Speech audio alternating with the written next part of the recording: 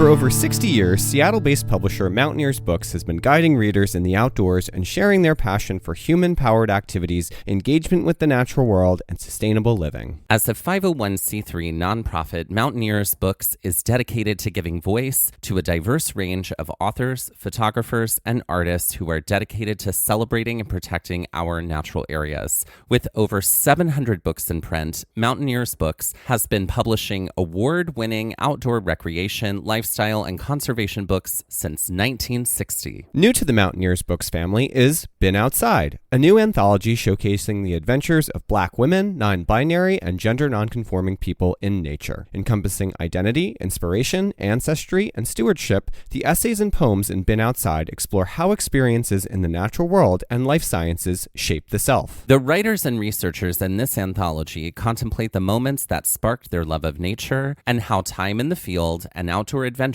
have enhanced or expanded their perspectives about what is possible. Edited by Wendler and Shaz Zamore, these stories from 22 writers showcase the challenges and joys of carving out your own path through the natural world and promote collective action toward an outdoor community that welcomes everyone. Whether you want to find hikes in your area, learn about nature, or read a nail-biting climbing memoir, Mountaineers Books is the leading publisher in outdoor, recreation, sustainability, and conservation titles. To purchase Been Outside, to make a donation, or to learn more, visit mountaineersbooks.org.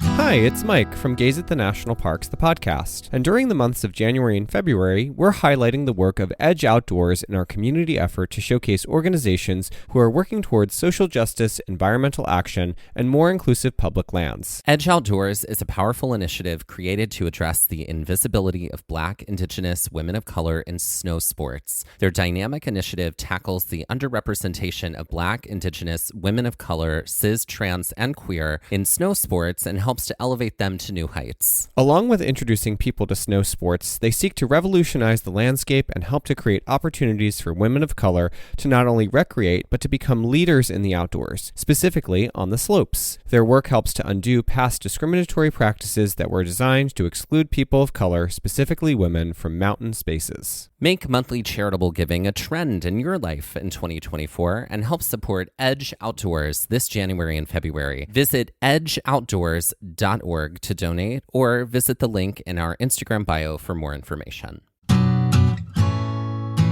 Hey Dusty, what's the one book you can always find in our car when we're on a trip? Honestly, Mike, it is usually a Moon travel guide. That's right. Moon is our favorite travel guidebook publisher because not only are they a source for ethical travel and the best ways to get away, but their books also are packed full of information on everything from sights to see, trails to hike, restaurants, and lodging, all from real authors who are local to the areas they're writing about. That's right, and we're so excited that this year we are again partnering with Moon Travel Guides. Ready to cross something off your travel bucket list in 2024? Have a lot of great ideas for trips, but don't know how to get started or keep your itinerary organized? Wherever your wanderings might take you or inspire you to go, Moon Travel has you covered. Moon Travel is the travel guidebook publisher for ethical travel. Don't spend months trying to craft the perfect getaway when you can do it all with Moon. Whether you're headed abroad, planning to take to the open road, or want to wander the trails of a national park, make sure to pack a Moon travel guide with you. Through the end of 2024, our listeners can get 20% off any Moon travel guide when they use the code GAZE24 at checkout. That's amazing. And that is code GAZE24, GAZE24 for 20% off any Moon travel guide in Moon's entire library. And that is just for our listeners, and you cannot find that anywhere else. Be sure to visit moon.com. Head to our show notes and check it out and see Moon's entire collection of travel guidebooks. We are so fortunate enough to be here with Shaz Zamore and Wendler, the editors of Been Outside, which is a compendium of essays. It's adventures of Black women, non-binary, and gender nonconforming people in nature. And this is an impressive body of these essays, which there's so many differences looking at everything, but the through lines that are going through the entire compendium, there were so many things that I picked up on that I was like, oh, I can't wait to ask these questions because there were so many points of fascination for me. I guess my first question to the both of you is, how did you begin the process of coming up with kind of the idea and the impetus behind compiling all of these experiences? And I also want to add that you're both contributing authors to the compendium as yes. well. In that, what was the journey of deciding like what your piece was going to be to contribute to the collection? Amber and I met kind of through this book, really was our first real time really working together. And we had basically come up with these 5 categories as we were pitching, looking for writers, looking for contributors. And we set up that structure to just give someone something to grasp onto. You know, constraints are really important for play and creativity. Yeah. So, Amber, do you remember? I don't even remember those first 5, the original 5 categories we had. I think our original ideas were kind of the arc of someone's trajectory into outdoors and science, the spark, and then learning how to do it and becoming more involved. But we really, although we wanted to give people a place to start, we didn't want to put too many limitations on folks and wanted people to write about things that they were passionate about and felt comfortable sharing. So as we collected stories and started talking to folks, those initial themes did shift. Quite a bit. Yeah. But we did meet with the contributors pretty often and early on and shopped some ideas with them. And we tried to have a lot of feedback, especially in that beginning part. Not because we had any kind of goal in mind, but just to help people just get on that creative process. And because we started out talking with a lot of people in the sciences, we ran into a couple of people, this was their first or second time really writing creatively instead of technically or scientifically, which is a whole other kit and caboodle. So we had a lot of meetings up front just to kind of help people shape their creative process. And then as the stories came together, we started to look at, okay, what are themes? What do we just naturally want to put, like which stories do we kind of think of when we read other stories? Who reminds us of other people, and just kind of let it naturally form.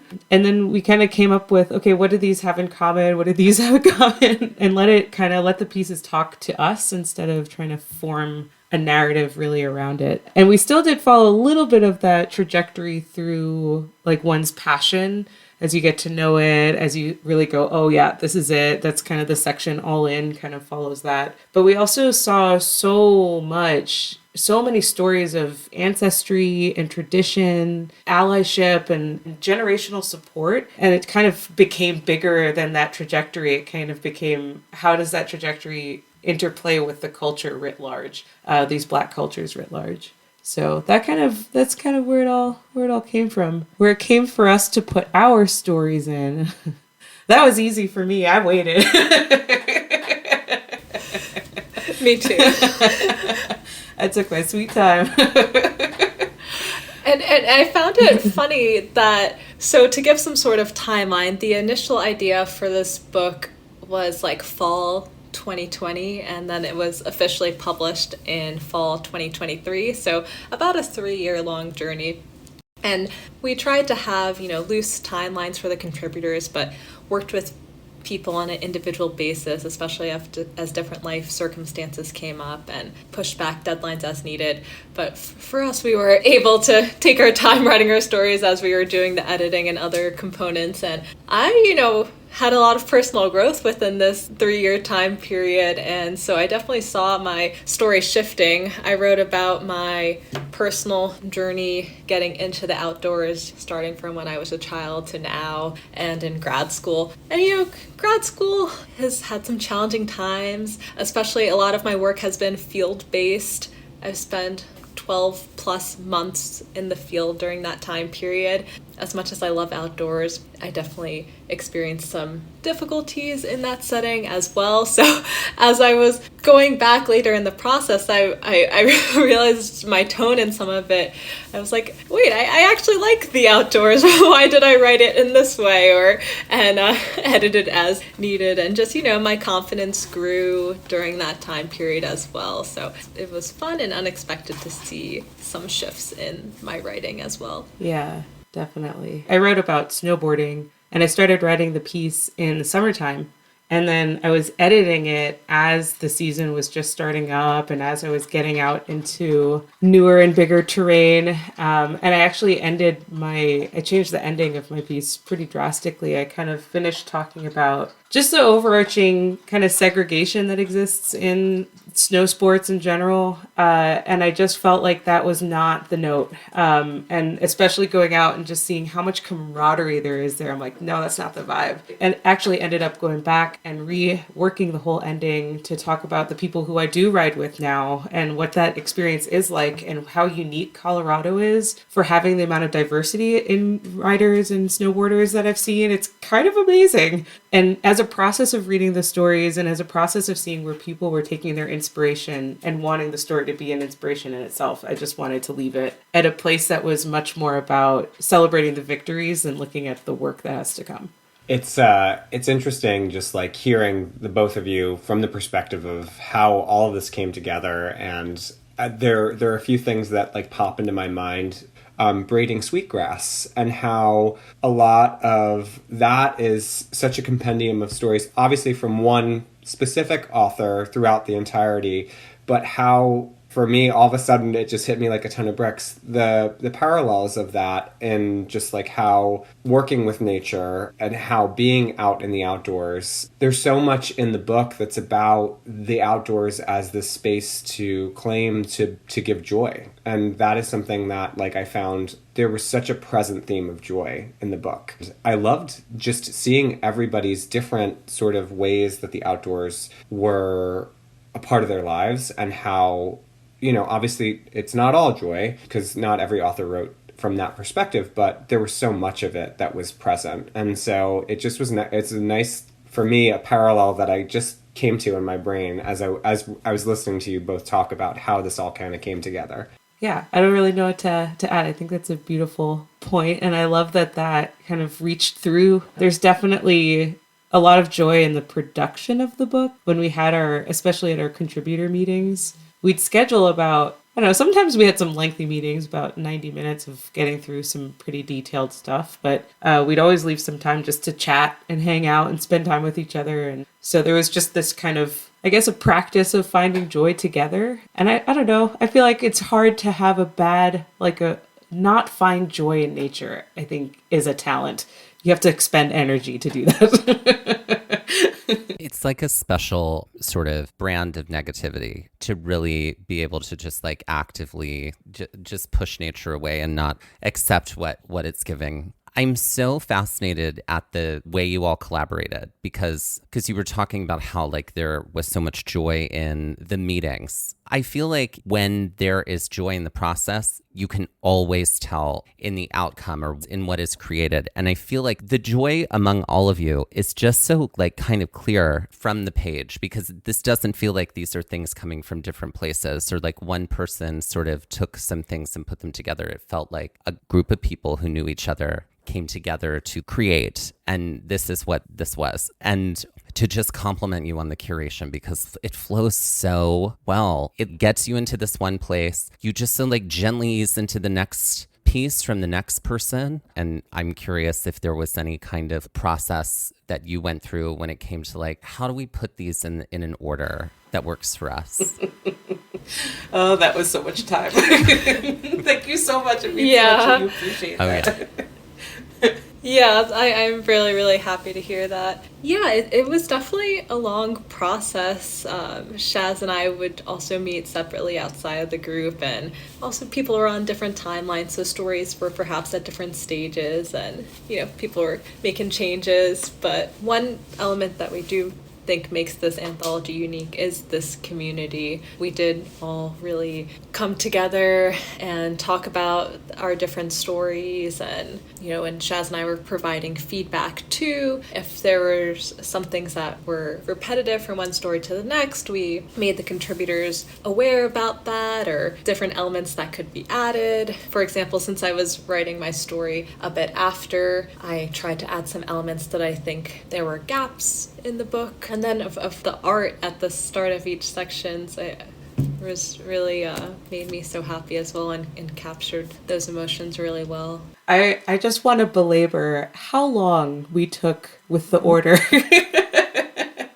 was so much time and so many like, oh, where do we put the poems and how do we want to have the poems punctuate the rhythm of like having all of these long essays, these prose. And there was a lot of, I think we got down to one point where we were trying to switch to, we weren't sure at the very, very end. We kind of had everything done except for 2 sections. And we weren't sure, like, it was every day we were like just toggling back and forth. No, I think this should go in the end. It really was some fine tuning. We thought a lot about the pieces. I think we both got so close to each of the writers through the stories and the process of like working with them, as Amber had said, that we really did want to make sure that certain voices were particularly heard, certain stories were emphasized by their placement, as well as like what is the experience we want the reader to have going through all of these really awesome stories. How cool are those contributors? They're like the most amazing people I've ever met. I was fascinated by just how many people were scientists, and not just environmental scientists, because there were neuroscientists, there were tech people. And one of my big questions for you is, obviously the outdoors is important, obviously science and the outdoors kind of enmesh, but how did it come to be that there were just happened to be so many scientists that were contributors? Like, I think it's so interesting. Almost every story I read, I felt like that was a big through line throughout the book there. Shaz and I are scientists ourselves, so we were searching within our own personal and professional circles first for contributors, and how we went on our searches. We posted on social media. We also directly messaged people on social media, emailed, also people I've met at seminars, conferences. To back up a little bit, before this book in like summer 2020, we had co-organized along with other folks Black Birders Week, and this was a like international social media event in response to a racist incident that occurred in Central Park with Black birder Christian Cooper. And so this just brought a lot of folks together, a lot of people who were scientists studying birds and other outdoors, and this led to a variety of Black and X weeks, including Black and Neuro, Black and Neuroscience, Black Botanist Week. So this really built Black and Marine Biology. Yeah, it built this huge community, and we were able to draw from these folks we connected with and ask them if they wanted to contribute to our book. It's great to just to see like how that kind of just becomes an important thread of the book. And I think just thinking about where we're at with the world and the environment and climate change, I love that as sort of like this sort of running theme that is happening in each of these pieces, even if it's only touched upon in that, like, I'm a scientist or this is my background, and then quickly the piece goes somewhere else. I do think that that's an important thread, and it's great that it's in there. It's great that everybody added to that tapestry of this piece through that. Dusty, do you want to ask about birding now? Because I feel like we touched on it. Again, I could hijack this entire conversation just to be about birds. This actually kind of connects to the next question I was thinking about. One of the reasons that I am a birder is because of just like, I feel like the nature of engaging in birding is like rooted in gentleness. There is just like an inherent gentleness to that kind of activity. And I also got a sense of inherent gentleness throughout this collection, generally speaking, and it's something like I see all the time. There's this sort of like, that sort of like capitalistic urgency also inside of outdoor engagement and outdoor recreation. And when I read through this book, it was like, let's breathe and let's get back to the earth for a minute. And that was clear to me from the very, very beginning. And I'm just wondering if that was something that you were both thinking about, was sort of actively woven in, or just sort of like, was that perhaps something that was indicative of how you started the process and how you all worked together? I feel like, Amber, your story is kind of like really hitting this on the head. These stories did bring up a lot of emotions for folks, both good emotions, bad emotions. A lot of folks have had a lot of deep healing in these nature spaces, and so we're able to reflect on that individually and as a community and really feel grateful for what we've been able to receive from these outdoor spaces and in community. And I think I mentioned a bit that my story had shifted a bit. Yeah, I would say just reflecting on my journey, those elements stood out. I think you're spot on with this, with calling out the urgency that shows up in natural spaces, and there's a lot of peak bagging, like the ways that it shows up, and even just like the rating systems that we have for like climbing is all very like egoistic, right? I could do this. It's built on how can I measure my growth, but it ends up being this point of like competition, and whenever you get competition, you get gatekeeping, and right, so things very quickly become exclusionary. So there's almost like embedded into the way we even think about nature as people who have been historically excluded comes with can we not do that? Which creates the pause, right? Yeah, so I think there are some sort of natural kind of just the way your brain works when you get access to something you've been told you don't get, and then you go, wait a minute, but this is like the same thing my grandparents have been doing. Why did you call it something different? I don't know how planned it was to have that kind of feeling of let's take a step back. I think that we tend to operate in a decolonized fashion, I think very intentionally and with practice, and that comes with this reconstruction of how we approach things. It was cool to see it echoed, it's very cool to meet more and more and more and more people that are just like, yeah, no, I just do my own thing. A wave is a wave, a peak is a peak. It's all about the experience. The outdoors really is about non-competitiveness. It's really about experience. And what does that experience give to you? As opposed to like, how can I measure myself against somebody else and having this experience? I think that also leads in some ways, when it comes to the outdoors and outdoor experiences, to curiosity. And that's something we talk about a lot of the times. And when Dusty said that I feel like birding is a lot about gentleness, in my head I'm like, oh, he's going to say curiosity, because I feel like birding is a lot, especially when I watch him, because now I'm a birder by proxy. It's curiosity. Oh, well, what are you? What's going on over there? So my question is, how does curiosity factor in for the both of you when it comes to outdoor spaces, and how did maybe the idea of curiosity blossom throughout the development of this anthology? Can I start this one? Sweet. I remember the first time I felt curiosity as like a full body experience with this book, and it was right around when we had started to get our first drafts in, and I was very, very curious about what the heck I was going to even hear. So we had a form, and they could check the sort of vague topics that we had given, and they could check more than one. And then they would submit their piece. So we kind of had a general kind of grouping. And so we saw a lot of people submitting to pretty much, there were like 2 topics that pretty much everyone submitted to. And I just went, but why? Why that? And I also, as a part of the editing process, further down the line, there was definitely a point where, actually, before then, there was a point of wanting to know who they were writing for. And I remember having this conversation. I think we ended up having it as like a group conversation in one of the contributor meetings. But I asked in every single piece that I edited, who are you thinking about? Is there a specific person or that approximates the ideal audience? Write to that person. And that's the part I really wanted to hear about from the contributors, because a book isn't a book without its audience. Right? And that was probably like the first thing where curiosity controlled the outcome for me of the book.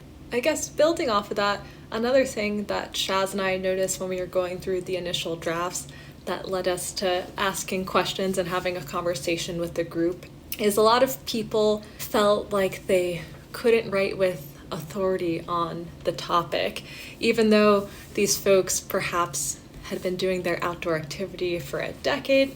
Not that it even matters how long you've been doing it, but a lot of these people have been told, either directly or by society, that they're not enough, that they always need to be doing more, that perhaps their knowledge or skill set isn't valued. So that was something we were trying to encourage people to use stronger language and let them know what you have to say is valuable, and you are an expert on this, and you do have a right to speak with authority on this topic. And so that was something that we weren't initially expecting. It was very trippy because there would be people that are like, I've been the single lead expert in this whole research field for like 5 years, and I don't know if I could talk about this. We're like, are you kidding? Yeah, that's a really great point. I kind of forgot about that. It's been such a journey. Now it makes me curious about back to what you were saying about how this type of writing was different than the scientific writing. That scientific writing often is in service of proving a point via research, which is like contributing like to a sort of larger body of work on this one particular subject matter that perhaps then will be studied. And so it's making me think like, oh, well, that's so fascinating that like going internal to go, hi, where am I in this experience, was a challenge at times. Yeah, a lot of the first drafts were very factual, very chronological. There's a beauty to scientific writing, which is that it's very well structured, and that lends itself beautifully to creative writing.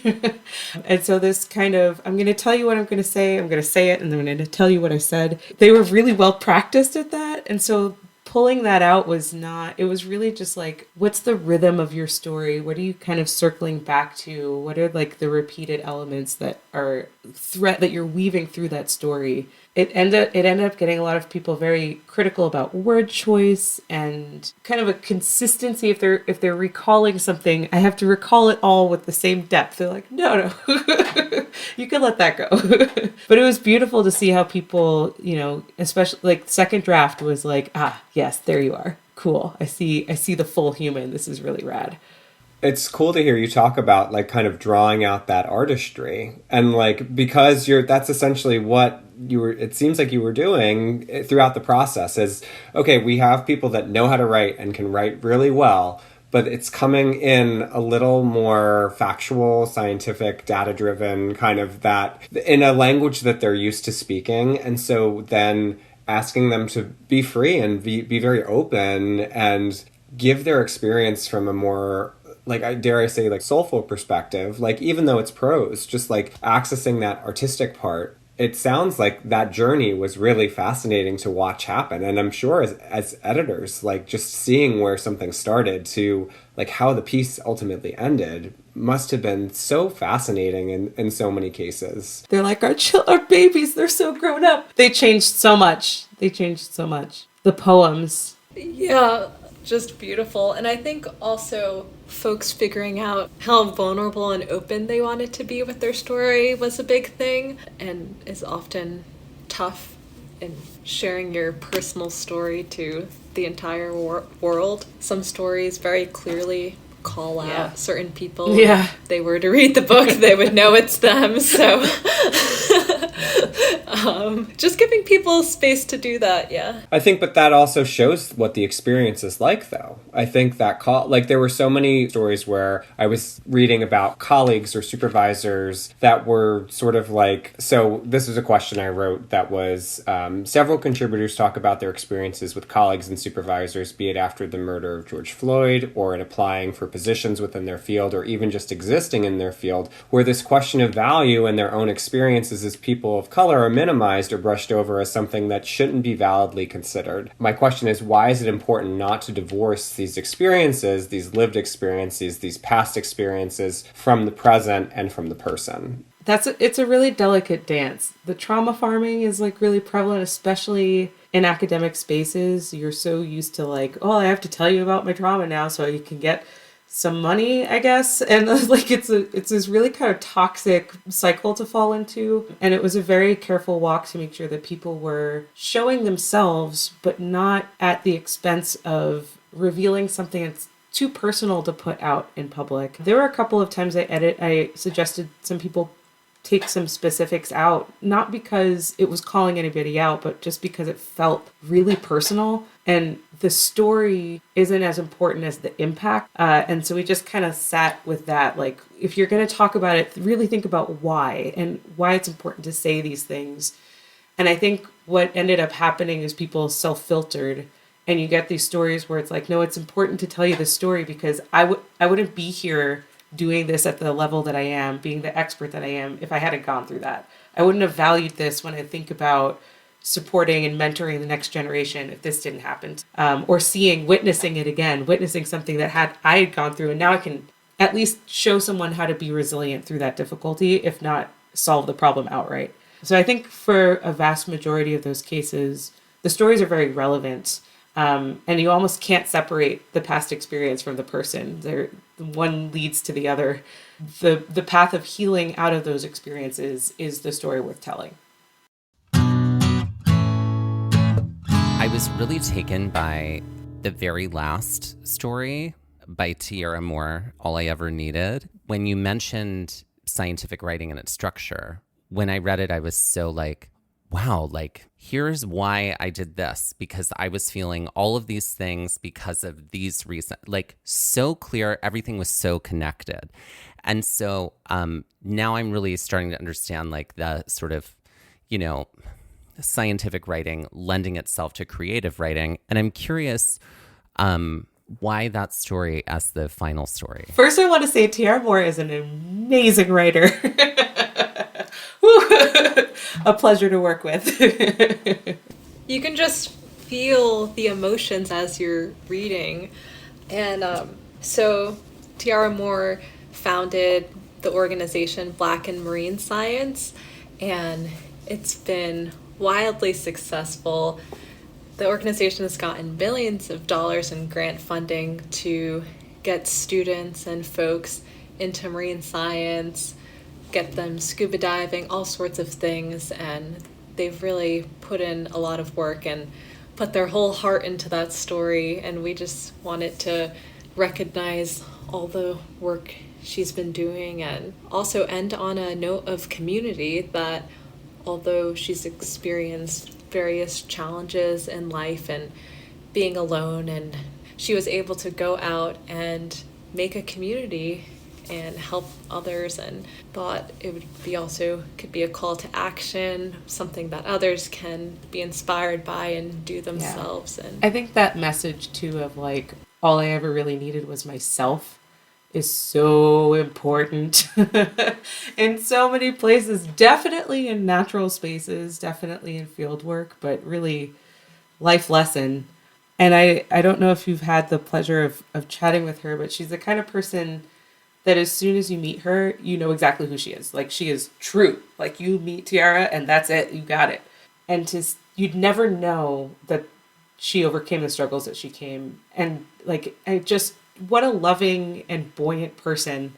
Like, just the power of that, the power of just staying light and not becoming bitter and not becoming like dragged down, which is not, those aren't bad things, right? But to see the strength that it takes to like really show up fully as like, no, this is great. It just really, I don't know. I wanted to put her on blast. I wanted everybody to know like how incredible she is and have that message going out. Yeah.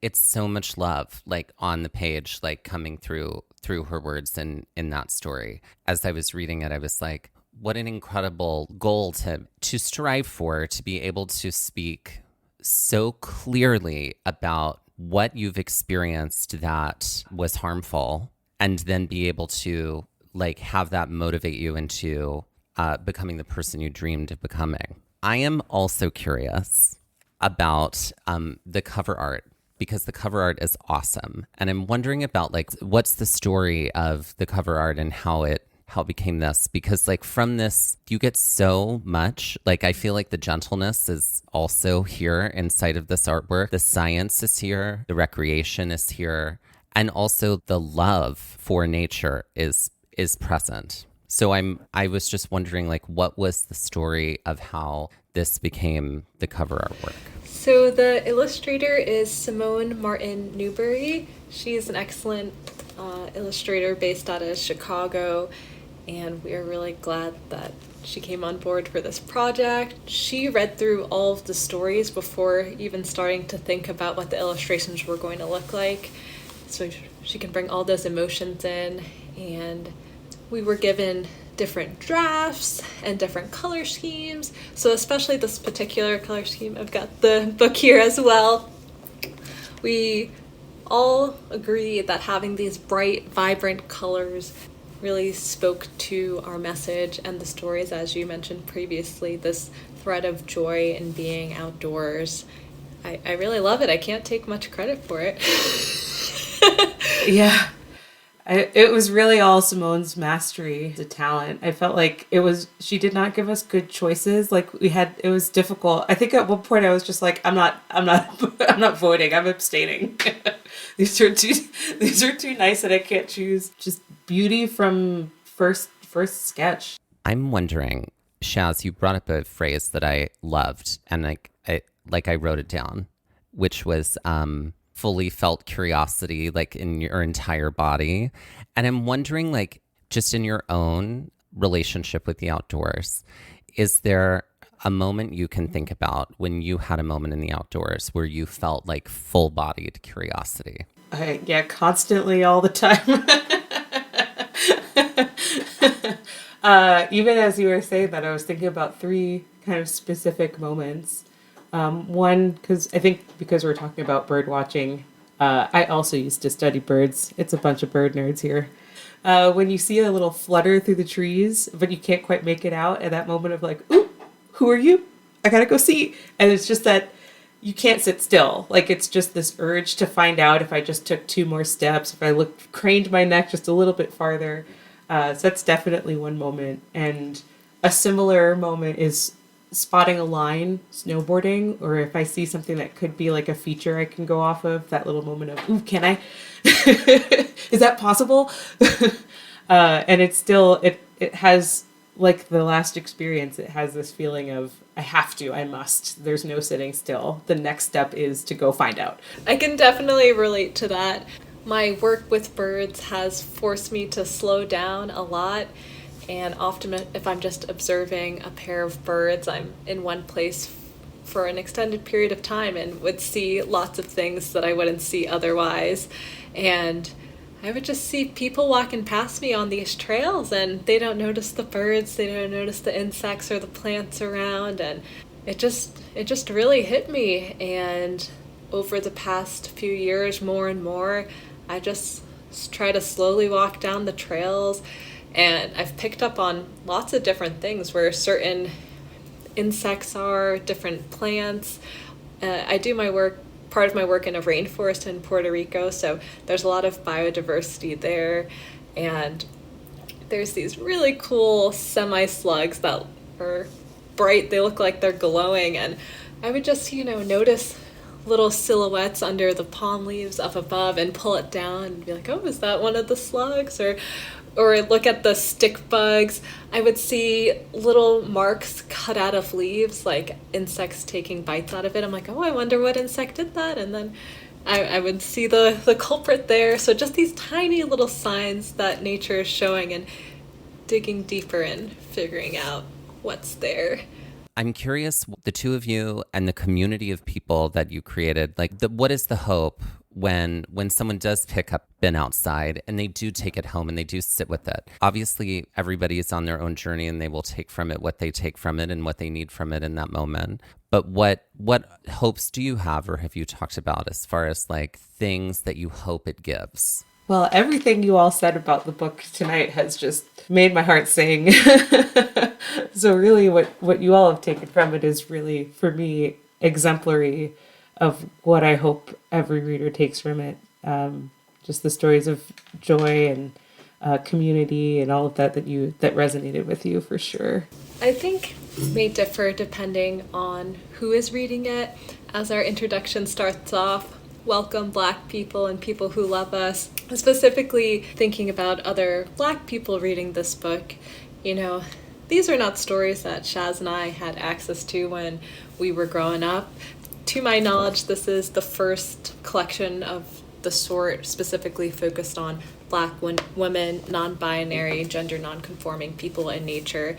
And so we hope for younger folks that, it does inspire the next generation. That's one of the groups that we dedicated this book to, and that they can see, okay, this person perhaps didn't have a quote-unquote outdoorsy upbringing, but look at all the cool stuff that they're doing now. Also shows the diverse paths that people took and the diverse career options and activities, so they can see people that look like themselves and may have similar interests and know that they can do that too, and also have support in doing that through the contributors and the resources that we provided. And also for folks, in the midst of their outdoor journey or science careers, that they're not alone, that other people have had similar challenges, but we're all still finding joy and healing from the outdoors. And also for allies to have a better understanding, some diverse perspectives. Of course, this group is not a monolith, and there are voices that unfortunately couldn't be included, but that this is just one step of many on their journey to learning about these topics. That we're out here, and we've been out here, and we want to stay out here and engage with everyone. Amber and I really made a craft of trying to speak sort of two languages, and the title had a lot to do with that. We spent a lot of back and forth about the title. We really wanted to get that dialed into something that would make sense and read to Black communities, but also make sense and read to non-Black communities as a bridge. Like, we really wanted this to be something for everyone. And I think one of the things in the way that we organized the stories, we really wanted it to be apparent to especially non-Black readers that we have so much in common. We have so much in common. And we all are awkward fledglings when we're getting out into our, climbing and surfing and paddleboarding. We're all doofy at one point.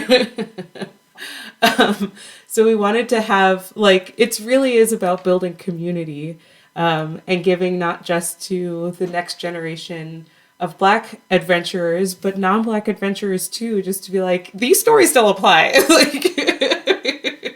You can learn a lesson here too, don't worry. I found this book to be incredibly accessible. As a non-Black reader reading through it, I was like, I absolutely know this feeling. I absolutely know what this is. I would say it was not only relatable, it was also incredibly accessible. To echo exactly what you said, that we have so much in common. We have so much in common. And the title, we've been outside, right? Yeah. This isn't new. We've been outside. Yeah. So obviously this was a big undertaking. Obviously you both you're both doing your own things, but where do you, think you'll collaborate again? Where do things go from here? And what else do you hope can kind of come from the book, from the anthology itself? I hope we collaborate again. This is really great. Amber is a really wonderful partner. This was such a great experience working with you, Amber. Likewise. I'm so thrilled that we've been able to connect so much and that we were able to bring our experiences and power team and, help build this community. But I am excited that a portion of the proceeds of the book is going to the Humble Hustle Company based in Roanoke, Virginia. And this organization has several programs benefiting the community, but the one that I've been most involved in, as well as some other contributors, is their Humble Hikes program.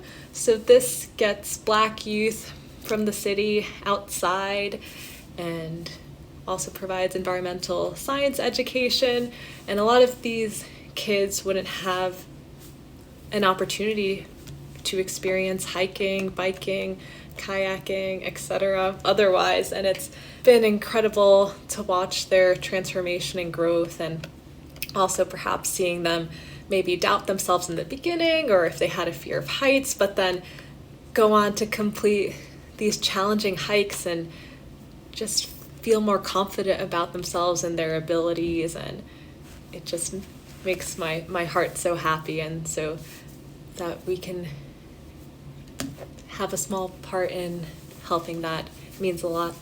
Yeah, it's a phenomenal organization. And a very difficult one. We had a short list, like everything else. We had a list of nonprofits to choose from, and Humble Hustle was just right on the money. I feel like we just have a really great connection to them, and just support what they're doing. To that end, I do want to just kind of plug a part of the book that has come up in our book events, actually, which is at the back of the book. We have all these resources, which started out as references cited, talking about working with scientists, and then kind of expanded into, well, we actually learned a lot, and so many people are so plugged into so many different organizations. Let's just put it all in one place and let this book itself be a resource. And so if you are thinking about getting out into nature, or you're thinking about a particular sport, hiking, climbing, scuba diving, there's probably a group that's mentioned that you could reach out to and get in touch with. And I'm going to use that to segue to talk about what's coming up for me, because it's related. So talking about Humble Hustle, and actually some of the other organizations that are listed in the book, as part of one of the questions that came up during one of our book events was, how are we going to be advocates and facilitate more and more people getting outside and finding out what their resources are and points of accessibility are. And so that has started a little small side project, and I emphasize small, where I'll be working with Humble Hustle to lead a ski day out in upstate New York. If not the Poconos, we're still deciding on a location. And I'm hoping to do the same thing out here in Colorado with BIPOC Mountain Collective. So those are things that are just kind of tenuous and getting underway, but definitely finding a way to teach more people how to get out snowboarding and in the backcountry is for sure on the short list of things to do. I love that so much. And my dream would be for all of the contributors of this book to one day get together and do something fun outdoors. We've met via Zoom, and I've met a handful of folks in person, but there's still lots of people I would love to meet and go on an adventure with.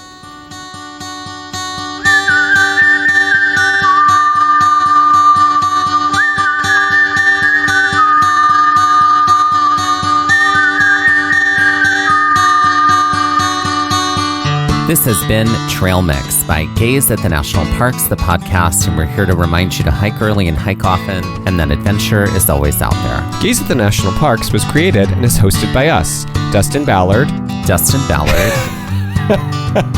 and Michael Ryan. To see images from this episode, follow our Instagram at Gaze at the National Parks. To contact us, email us at gazeatthenationalparks@gmail.com. And to find out more about the parks visited on this show, visit our website, gazeatthenationalparks.com. And that's Gaze, G-A-Z-E. All original artwork featured on Instagram and on our website is by me, Michael Ryan. All original music was written and performed by Dave Seaman and Mariella Klinger, with Sean Sclios on guitar. Our music producer is Skyler Fortgang.